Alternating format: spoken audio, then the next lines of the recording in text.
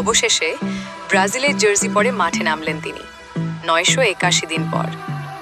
এবারের বিশ্বকাপে নেইমারকে আদৌ দেখা যাবে কিনা তা নিয়ে সংশয় ছিল। অবশেষে মাঠে নামলেন নেইমার। খেলতে নেমে আবেগ ধরে রাখতে পারলেন না তিনি, কেঁদে ফেললেন। খেলা শেষে জানালেন খুব চিন্তায় ছিলেন তিনি।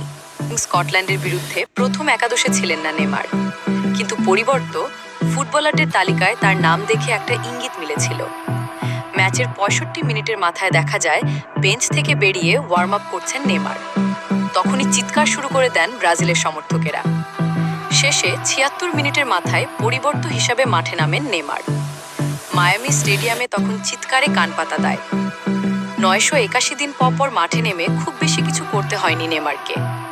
তখন দল 3-0 গোলে এগিয়ে, ফলে চাপ পড়েনি তার উপর।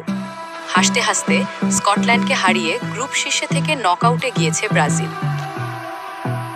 ভিডিওটি যদি আপনার ভালো লেগে থাকে তাহলে অবশ্যই একটি লাইক দিন, আপনার মূল্যবান মতামত কমেন্টে জানান এবং ভিডিওটি বন্ধুদের সঙ্গে শেয়ার করুন।